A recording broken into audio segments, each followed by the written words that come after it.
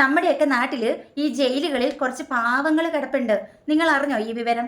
കുറച്ച് പാവങ്ങളായിട്ടുള്ള ആൾക്കാർ, അരി വാങ്ങിക്കാൻ കാശില്ല, ഒരു നേരത്തെ ആഹാരം കഴിക്കാൻ കാശില്ല, ഒരു ഡ്രസ്സ് വാങ്ങിക്കാൻ കാശില്ല, അങ്ങനെ വളരെ പാവപ്പെട്ടവരായിട്ടുള്ള കുറച്ച് ആൾക്കാർ നമ്മുടെ കേരളത്തിൽ പല ജയിലുകളിലായിട്ട് കിടപ്പുണ്ട്. അപ്പം ഈ പാവങ്ങളെ നമുക്ക് പരിചയപ്പെടുത്തി തന്നത് EP ജയരാജൻ സാറാണ്. അങ്ങനെ ഈ പാവങ്ങളെക്കുറിച്ച് പറയുന്ന നമ്മുടെ പാവം EP ജയരാജൻ സാർ, നമുക്ക് അവർ വീഡിയോ ഒന്ന് കണ്ടു നോക്കാം. പാവങ്ങളല്ലേ പല സാഹചര്യങ്ങളാൽ കുറ്റവാളികളായിപ്പോയി. ആ കുറ്റവാളികളെ അവർക്ക് അത് പാവങ്ങളല്ലേ പല സാഹചര്യങ്ങളാൽ കുറ്റവാളികളായിപ്പോയതാ. അങ്ങനെ ആയിപ്പോയതാ പാവങ്ങള്. അതുകൊണ്ടാണ് അവര് ജയിലിൽ കിടക്കുന്നത്. അതുകൊണ്ട് സങ്കടം തോന്നി, നമ്മുടെ സർക്കാരിന് സങ്കടം തോന്നിയിട്ട് അവർക്ക് കുറച്ച് വേതനം വർദ്ധിപ്പിച്ചു കൊടുത്തത് മാത്രമേ അവർ ചെയ്തുള്ളൂ. എന്തിനാണ് ഇതിനെതിരെ ഇത്രയധികം പ്രതിഷേധം നിങ്ങൾ നടത്തുന്നത്? നമ്മുടെ തൊഴിലുറപ്പ് മേഖലയിലാണെങ്കിൽ അവർക്ക് ദിനപ്രതി 368 അത് ശരിയാണ്. നമ്മുടെ തൊഴിലുറപ്പില് അവർക്ക് 369 രൂപ ദിനം പ്രതി ഉണ്ട്. 369 രൂപ ദിനം പ്രതി സർക്കാർ കൊടുക്കുന്നുണ്ടത്രേ.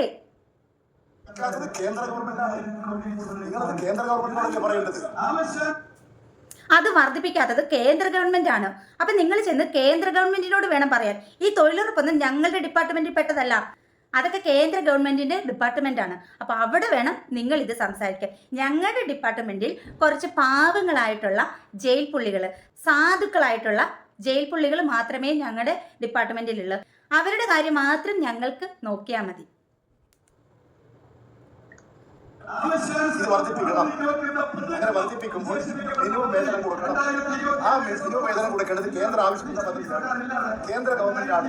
അത് കേന്ദ്ര ഗവൺമെന്റിനോട് പറയാതെ ഇവിടെ ഈ ജയിലിൽ കിടക്കുന്നവർ ഒരു ചില്ലറ പൈസ വർദ്ധിപ്പിച്ചു കൊടുത്തപ്പോൾ അവര് ആ ജയിലിൽ തന്നെ അത്യാവശ്യം എന്തെങ്കിലും സോപ്പോ എന്തെങ്കിലും വാങ്ങണമെങ്കിൽ ഇതിന്റെ ഒരു കൂലി കൊണ്ടാണ് വാങ്ങുന്നത്. അത് കാലോചിതമായി പരിഷ്കരിക്കുന്നതാണ്. ആ ഒരു നടപടി എന്തിനാ വിമർശിക്കുന്നത്? എന്ത് കാര്യത്തിലാണ് ഇത്ര വിമർശനങ്ങൾ വന്നാൽ ഗവൺമെന്റ് അതിനകത്ത് ഇടപെടും? വളരെ കറക്റ്റാണ്. ഈ ജയിലിൽ കിടക്കുന്നവർക്ക് കുറച്ച് ചില്ലറയല്ലേ വർദ്ധിപ്പിച്ചിട്ടുള്ളൂ. 63 രൂപയിൽ നിന്നും 560 വർദ്ധിപ്പിച്ചത് കുറച്ച് ചില്ലറ മാത്രമല്ലേ ഉള്ളൂ. 63 രൂപ വേതനം കൊടുത്തോണ്ടിരുന്നിടത്ത് ഇപ്പൊ അത് 560 ഉയർത്തിയത് വെറും ചില്ലറയാണെന്നാണ് നമ്മുടെ TP ജയരാജൻ സാർ പറയുന്നത്. എന്തിനാണ് ഈ ദ്രോഹം ചെയ്യുന്നത്? വീണ്ടും വീണ്ടും ഊന്നി ചോദിക്കുകയാണ്, എന്തിനാണ് ഈ ദ്രോഹം ചെയ്യുന്നത്? ഈ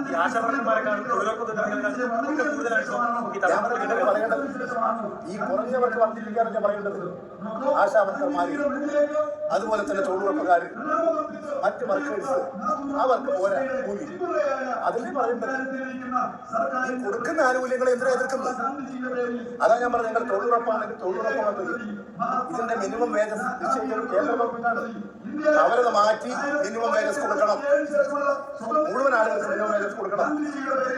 ആ നിലപാട് കേന്ദ്ര ഗവൺമെന്റിന്റെ മേലെ സമർപ്പിക്കേണ്ടത്. അതൊന്നും പറയാതെ ഈ പാവം ജയിലിൽ കിടക്കുന്ന അവർ വലിയ ക്രിമിനലുകൾ തന്നെ, വലിയ കൊലക്കുറ്റം ചെയ്തവർ തന്നെ.